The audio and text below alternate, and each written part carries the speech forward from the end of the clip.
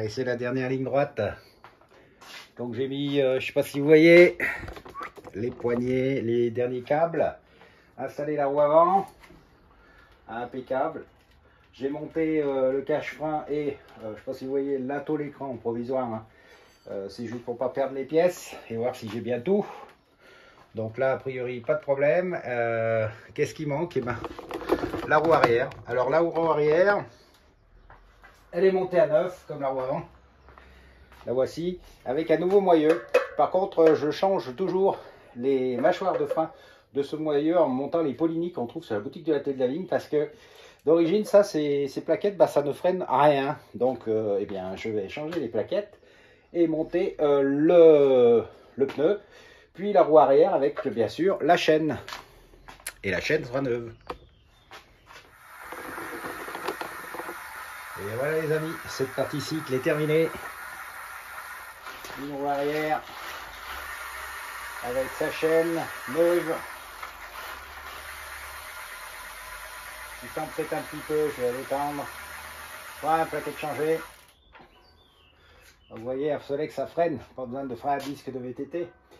Et bon, bah, qu'est-ce qui reste? Rien. La partie cycle est terminée. Je vais détendre un peu cette chaîne parce que j'aime pas quand c'est trop tendu. Ça fait du bruit puis ça s'esquinte. Et il me manque bien sûr à mettre les poignées, donc les différents câbles pour pouvoir l'essayer en essai routier. Vous savez, je fais 5 km en partie cycle pour voir si tout va bien. Parce que j'ai pas encore les poignées, je vais les commander. Voilà. J'en ai plus. Non plus. Et quand on n'a plus, pas fait faire. Bon, ben voilà. Et ben ça c'est fait. Je vais le dépendre. Je vais faire quelques photos pour le propriétaire. Et puis on va faire un petit peu d'unboxing. Parce que là, vous voyez, j'ai reçu pas mal de choses. Donc on va regarder ce qu'il y a de beau. Premier carton, je vous montre. Alors, on a des testeurs de bougies. Pour voir si les bougies sont bonnes. Tiens, d'ailleurs, il faudra que je vous fasse un petit test un jour là-dessus. Des bobines. Des bobines pour Motobécane 51 avec rupteur. Parce que ça commence assez rare et à claquer. Là, des vis platinées pour Solex. Là, c'est un ensemble de boulons épaulés pour les Solex aussi. Vous savez, pour refaire les béquilles, mais aussi les selles quand on enlève les rivets. De la Loctite 401, ça c'est de la colle super glue géniale. Du souplisseau, alors vous savez, là on a utilisé du souplisseau hein, pour passer les fils, donc du noir et du gris pour pouvoir passer les fils. Des pompes, alors plein de pompes à essence P3008 que je change régulièrement sur les moteurs. Et puis je vais en rectifier certaines pour en faire bien sûr des pompes race. Là j'en avais plus, ce sont des ressorts de béquilles pour 3008. Ici des bombes de peinture noire haute température. Bah, vous savez, pour faire les cylindres, je les utilise assez souvent. C'est de la bonne qualité. Une fois que vous les avez passés au four, ça tient très longtemps. Là, eh bien, les seringues et graisses que je vous ai montré durant cet épisode. Donc, la seringue plus la graisse. Et puis là, bien sûr, les tubes de remplacement sol. Et bien sûr, là, on trouve un peu de CAF 1 parce que je vais avoir après, bien sûr, des moteurs à faire. Et puis, si vous voulez, eh bien, il y en a pour vous aussi. Et là, des sangles de sacoche parce que c'est la saison. J'ai plusieurs clients qui m'ont demandé. C'est vrai qu'au bout d'un moment, eh bien, les sacoches, ces sangles cassent. Et à présent, on a la possibilité de retrouver ces pièces-là. Et enfin, un embrayage de Solex. Parce que sur un des moteurs que je refais, l'embrayage est complètement fusillé. Alors voilà déjà pour ce colis. Et sur le deuxième carton, ben, une housse de sel pour Solex. Bon, ça va servir pour le prochain. Et puis surtout, les premières arrivées des sacoches. Alors là aussi, pour les balades d'été, vous verrez sur la boutique, on a un ensemble de sacoches assez sympa, de marque Sport Fabric, Made in France, et qui vont parfaitement sur les cyclos. Vous voyez, même il y a la petite forme un peu biseautée là, qui vous permet de pédaler en fait. Ça permet à la pédale de passer. Et puis, bien sûr, avec les sangles de tout à l'heure, je vous l'avais montré tout à l'heure, vous pouvez les fixer sur n'importe quel porte-bagages, à n'importe quel endroit. Voilà, elles sont fournies avec, ce qui vous permet bien d'avoir une belle paire de sacoches, bien sympa, moderne, qui ferment et qui sont de belles factures. C'est surtout ça qui est important. Vous savez, nous on aime bien les pièces qui sont un peu de qualité, qui sont si possible faites en France. Et eh bien, on a longtemps cherché des sacoches qui pouvaient satisfaire ces deux besoins qu'on a chez nous, hein, en fait. Et ces petites sacoches sont parfaites.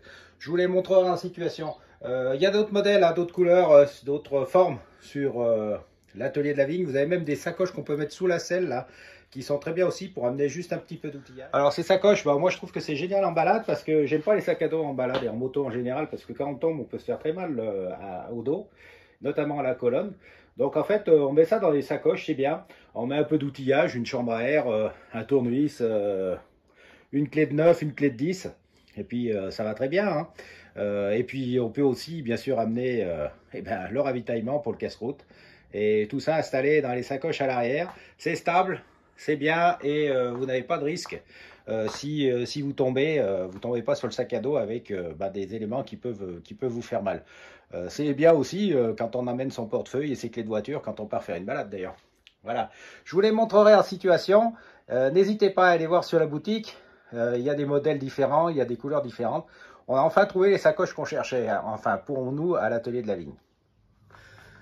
Alors entre deux gros travail, des petits boulots de remise en route.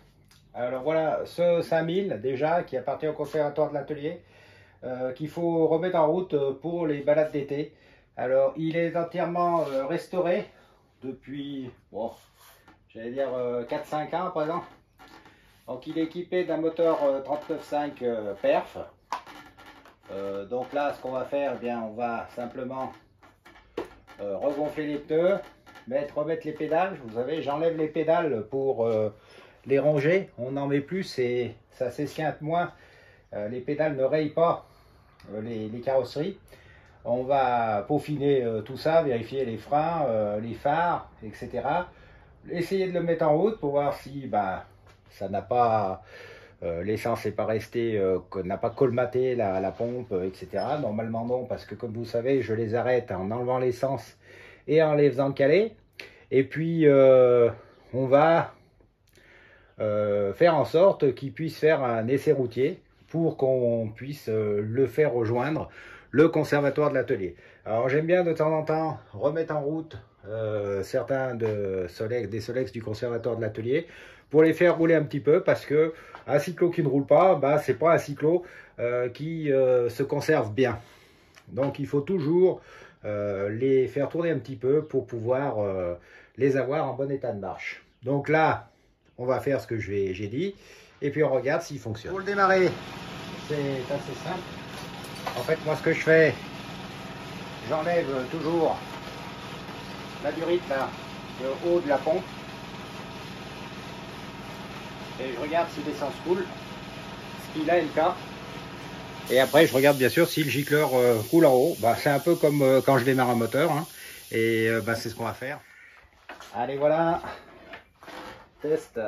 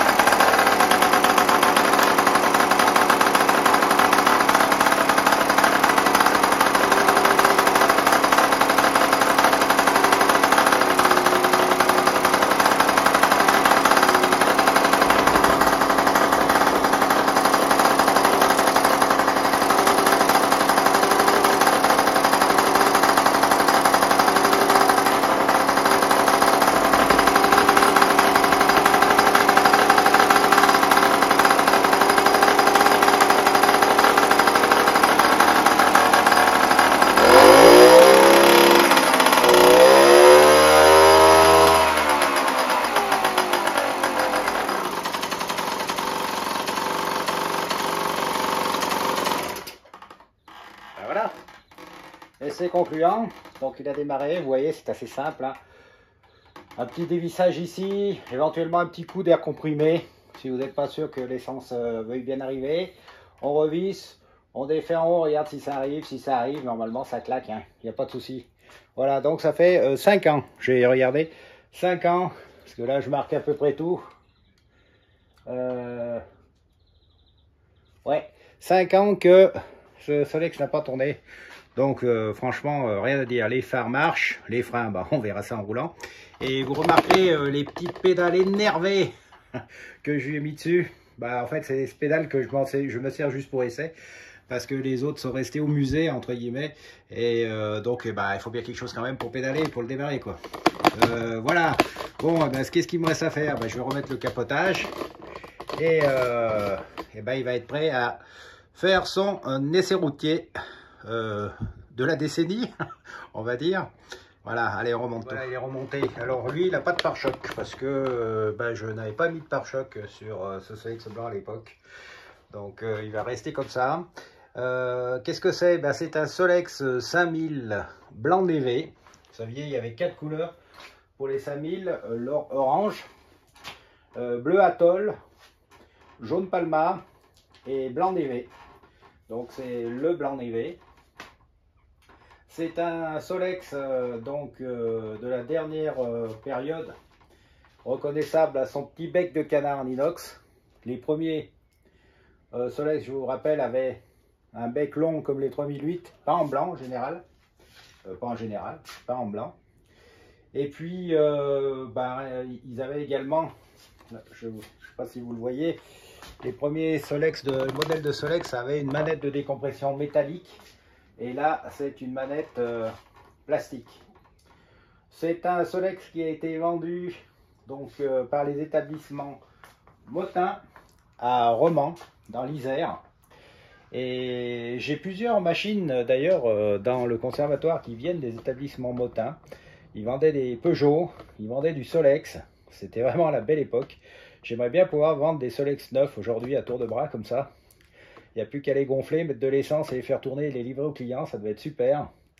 Et donc, ce concessionnaire a beaucoup vendu dans mon secteur, entre guillemets, et donc on retrouve encore des machines qui ont été préservées et qui proviennent de chez lui.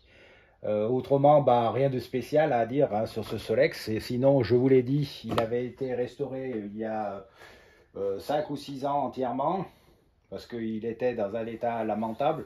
Vous connaissez hein, l'histoire des 5000, même s'ils paraissent jolis sur leur peinture, la tôle qui était utilisée était de mauvaise qualité, enfin maltraitée au départ. Donc la rouille s'installe et la peinture part par plaque. C'est ce qu'on appelle la lèpre des Solex et en particulier des 5000. Pour le reste, bah écoutez, rien de spécial. Au niveau du moteur, il a été bien sûr préparé. On ne peut pas passer par l'atelier de la vigne sans avoir une petite préparation moteur. Préparation simple, hein, 39,5, finition perf, avec une pipe de 11. Et puis le pot est neuf, mais reste d'origine. Les pots race n'existaient pas à l'époque. Donc on va le laisser dans cette configuration. On va le dépendre. Je vais juste mettre un truc que je mets à sur tous les Solex au fur et à mesure que je les réutilise. C'est un rétroviseur. Parce que avec la situation et la circulation actuelle, pas la situation, la circulation actuelle, eh bien, je trouve que c'est indispensable de voir ce qui arrive par derrière. Parce que les gens roulent vite, prêtent peu attention au cyclomoteur et encore moins au cyclomoteur ancien.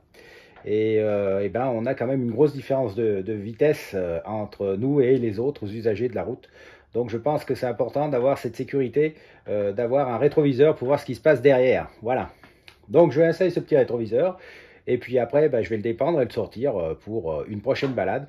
Alors sans doute pas ce week-end parce qu'ils annoncent de la pluie, mais dans la semaine prochaine ou plus tard. Pas de souci. Allez, petit rétro. Voilà, that's all folks.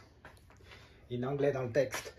Seul petit problème avec les 5000, c'est que avec le décompresseur, on peut pas mettre le rétroviseur et la sonnette. Donc rétroviseur bien sûr à gauche et transfert de la sonnette de l'autre côté.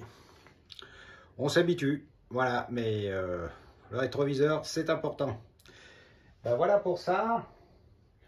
Je vais passer maintenant encore à autre chose. Et puis on va terminer là-dessus la journée de travail à l'atelier.